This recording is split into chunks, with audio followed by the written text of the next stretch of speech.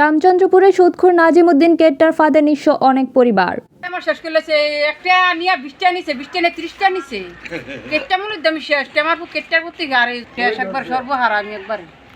আরে এটা না দাদা আর কইলা সুদ দিতে আমি কোলাইতাম পারি না, পরে বেচা কিনা তো সুদ দিয়েছি কি কিরা ট্রাই গেছি ভগবান ছাড়া এক কয়েত না জানবেন দিনে তেমন এক সন্ধ্যা গেছে ফসাবাদ বেড়ে খাইতাম পারছি না।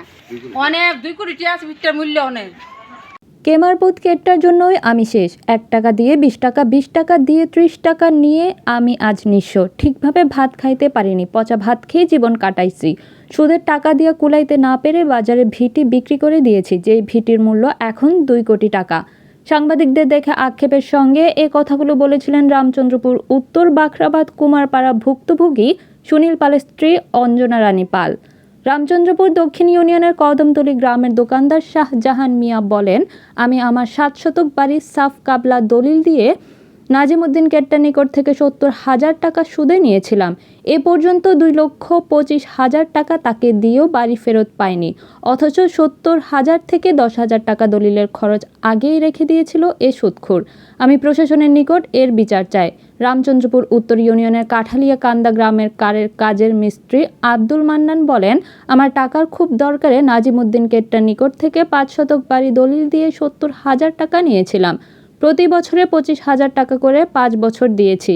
তারপর আমার মায়ের কাছ থেকে 41,000 টাকা নিয়েছে। মোট 16,60,000 টাকা নিয়েও আমার বাড়ি ফিরিয়ে না দিয়ে একই গ্রামের ইদ্রিস মিয়ার ছেলে আলীর নিকট নাজিমউদ্দিন কেট্টায় আমার বাড়িটি বিক্রি করে দিয়েছে। আমি আবারও 3,50,000 টাকা দিয়ে আলীর নিকট থেকে বাড়িটি কিনেছি। আমি তার বিচার চাই।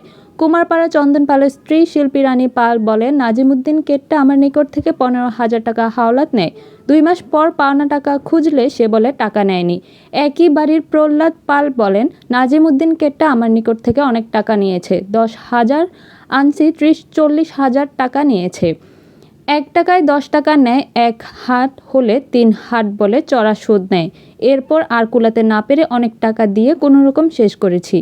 একই গ্রামের চা দোকানি সুমনচন্দ্র পাল বলেন, আমি ব্যবসায় মার খেয়ে অনেক টাকা ঋণী হয়ে গেছি। নাজিমউদ্দিন কেট্টা থেকে 50,000 টাকা সুদে আনছিলাম, ভুলবশত তাকে ব্ল্যাঙ্ক চেক দিয়েছিলাম। সুদের লাভের টাকা সহ সব টাকা দিয়েছে। মাত্র 15,000 টাকা নাজিমউদ্দিন কেট্টায় পাওনা আছে। তবুও সে আমার পরিবারের নামে মামলা করে আমাদেরকে হয়রানি করতেছে। রামচন্দ্রপুর উত্তর ইউনিয়নে বাখরাবাদের মৃত হরিলালের ছেলে গোসাই দাস দেবনাথ বলেন, নাজিমউদ্দিন কেট্টার নিকট থেকে আমি প্রায়ই সময়ে তার নিকট থেকে সুদে টাকা আনছি এবং অনেক টাকা তারে দিয়েছি। আমি জায়গা রেজিস্ট্রি করে দিয়ে তার নিকট থেকে টাকা আনি। সে আমার জায়গা ফেরত দেওয়ার অঙ্গীকারনামা দিয়েও জায়গা ফেরত দেয়নি। এরপর সামাজিক দরবারে 16 লক্ষ টাকার চেক দেওয়ার কথা বলা হয়। শর্ত থাকে যে সে যেদিন আমার জায়গা বুঝিয়ে দেবে সেদিনই সে ব্যাংক থেকে টাকা তুলে নিবে, কিন্তু তা না করে সে আমার বিরুদ্ধে 16 লক্ষ টাকার চেকের মামলা দিয়ে আমাকে হয়রানি করে আমাকে শেষ করে দিচ্ছে। আমি তার বিচার চাই। এ বিষয়ে অভিযুক্ত নাজিমউদ্দিন কেট্টার সাথে মুঠোফোনে জানতে চাইলে সে বুধবার দেখা করবে বলে ফোন কেটে দেন। আমার শেষ করলেছে একটা নিয়ে 20টা নিছে, 20টা নিয়ে 30টা নিছে। কেটটা মূল দাম শেষ, আমার কেটটার প্রতি গাড়ি টিয়া নিছে, মতন টিয়া নিছে। আমরা 10,000 আইন না অন্তত প্রায় 30-40,000 টাকা মতন গেছে। এরপরে আর কোলাইটারি না, মনে করেন যে টিয়া আর জানি না, 1 টিয়া 10 টিয়া দেয়, 1 হাট হইলে 3 হাট কত টাকা হয়। ওই 1 টিয়া কইলে 10 টিয়া বাড়ে, এই অবস্থা করে টিয়া নিছে। সম্মান বাঁচাই আমরা কোনো রকম টিয়া পয়সা দিয়ে আমরা নাজিমউদ্দিন 10,000 টাকা আনছিল, আনার পরে 60,000 টাকা আমার হাতও দিছে আর 10,000 টাকা দিয়ে হে দলিল করছে। কইছে যে আবার তোমার আমি টাকাটা তুমি আমার দিলে দেওয়ার সময় তুমি আমার টাকা দিয়ে আবার তোমার দলিল করে দিয়ে সাপ কালা দলিল করে নিছে। এরপরে আবার আমি টাকা দিয়ে সারলে হে আবার হে টাকা দিয়ে দলিল দেখে আমার করে দিব। এখন পর্যন্ত আমি 1.5 লাখ টাকা দিছি। এর আগেও লাভের টাকা কিছু দেওয়া হয়েছে, 25-30,000 টাকার মতন মনে দেওয়া হয়েছে। আমি আব্দুল মান্নান, আমি কারে কাজ করি। আমি ঠেকিয়া 5 শতক জায়গা ক্যাটার কাছে সাপ কালো দলিল দিয়া 70,000 টাকা আনছি। প্রতি বছরে 25,000 করে টাকা দেওয়া।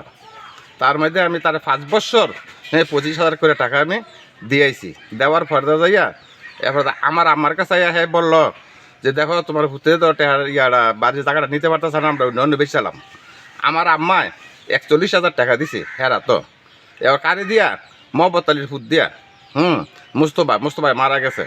এখন হ্যার ছুটু ভাই আরেকজন আছে মহব্বত আলীর ছেলে, হ্যাঁ এখনও কইব, এখনও হ্যাঁ জীবিত আছে, যে 41,000 টাকা যেন দিছি।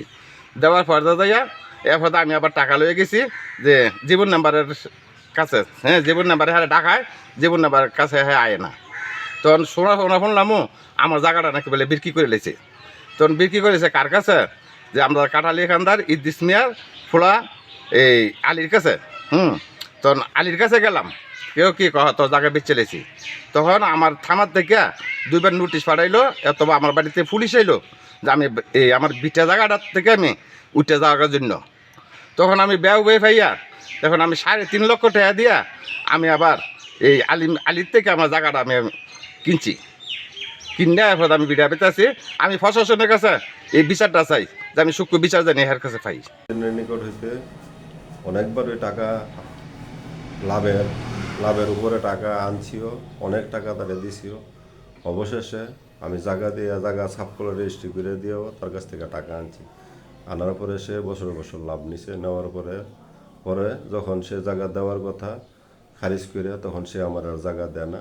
পরবর্তীতে মিটিং হওয়ার পরে আমার কাছ থেকে 16 লক্ষ টাকার একখানা চেক নেয়, যে জায়গাগুলো আমার নামে রেজিস্ট্রি করে দিব। যেদিন জায়গাটা রেজিস্ট্রি করে দিব ওই দিনই ব্যাংক থেকে টাকা সে তুলে নিয়ে দেব। কিন্তু সে আমার জায়গা না দিয়া ব্যাংকেতেও টিয়া তুলে না নিয়ে সে চেক দিয়ে মামলা দিয়ে আমার নামে হয়রানি করে, সেটা মিথ্যাভাবে আমার অনেক হয়রানি করতেছে। এমতো অবস্থায় আমি তার নামে কোর্টে মামলা দায়ের করি, এমনকি সেই মামলা এখন চলমান আছে। তারপরে সে এভাবে সে বহু পরিবারে সে এভাবে নিশ্চয় করছে। আমারও সে একবারে মনে করেন পথে বসানোর মতো নিশ্চয় করছে। সারা জনম আমার কাছ থেকে সে সুদ খাইছে। এখন আমি তার উপযুক্ত বিচার চাই।